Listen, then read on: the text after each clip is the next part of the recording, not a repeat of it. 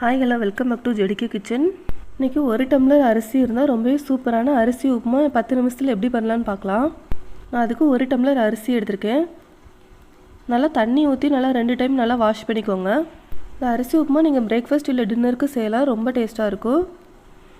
நான் அரிசி நல்லா வாஷ் பண்ணதுக்கப்புறமா ஒரு பிளேட்டுக்கு மாற்றிக்கிறேன். நீங்கள் வெயிலில் காய வைக்கிறதாலும் வச்சுக்கலாம், இல்லை ஃபேன் காற்றுல காய வைக்கிறதாலும் காய வச்சுக்கலாம். நான் ஃபேன் காற்றுல தான் காய வச்சேன். நல்லா காஞ்சிட்டு நான் அதை ஒரு மிக்ஸி ஜாருக்கு மாற்றிக்கிறேன்.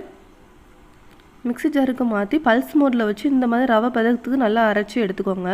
நீங்கள் இதை ஸ்டோர் பண்ணி ஒரு 3 மாதம் வரைக்கும் கூட வச்சு யூஸ் பண்ணிக்கலாம். நான் அடுப்பில் பேன் வச்சுக்கிறேன். பேன் வச்சுட்டு கொஞ்சமாக எண்ணெய் ஊற்றிக்கிறேன். எண்ணெய் நல்லா சூடாந்துக்கிறோம்னா கொஞ்சமாக கடுகு, கொஞ்சமாக கடலைப்பருப்பு, கொஞ்சமாக உளுந்தம்பருப்பு ஆட் பண்ணியிருக்கேன். பருப்புலாம் நல்லா சார்ந்ததுக்கப்புறமா நான் கொஞ்சமாக பல்லாரி கட் பண்ணி வச்சுருக்கேன், அதுவில் ஆட் பண்ணிக்கிறேன். கொஞ்சமாக இஞ்சி கட் பண்ணி வச்சுருக்கேன், அதுவில் ஆட் பண்ணிக்கிறேன்.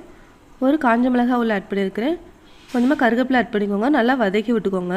வெங்காயம் காஞ்ச மிளகாய் நல்லா வதங்கினதுக்கப்புறமா நம்ம தேவையான அளவு தண்ணி ஆட் பண்ணிக்கலாம். நான் 1 டம்ளர் அரிசி எடுத்திருந்தேன், அதுக்கு நான் இன்றைக்கி 3 டம்ளர் வரைக்கும் தண்ணி ஆட் பண்ணியிருக்கேன். தேவையான அளவு உப்பு ஆட் பண்ணிக்கோங்க. உப்பு ஆட் பண்ணிவிட்டு நல்லா மிக்ஸ் பண்ணி விட்டுக்கோங்க. நல்லா கொதி வந்ததுக்கப்புறமா நம்ம அரைச்சி வச்சுருக்க ரவையும் கொஞ்சம் கொஞ்சமாக உள்ள ஆட் பண்ணிக்கோங்க.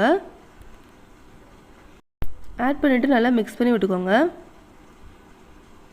ஒரு மூடி போட்டு கொஞ்சம் நல்லா வேக வச்சுக்கோங்க. அப்பப்போ எடுத்து பார்த்து கொஞ்சம் நல்லா கிளறி விட்டுக்கோங்க. நான் கொஞ்சமாக நெய் ஆட் பண்ணியிருக்கேன். நெய் ஆட் பண்ணிவிட்டு நல்லா மிக்ஸ் பண்ணி விட்டுக்கோங்க. நான் கொஞ்சமாக தேங்காய் துருவி வச்சுருந்தேன், அதையும் உள்ள ஆட் பண்ணிக்கிறேன். நல்லா மிக்ஸ் பண்ணி விட்டுக்கோங்க.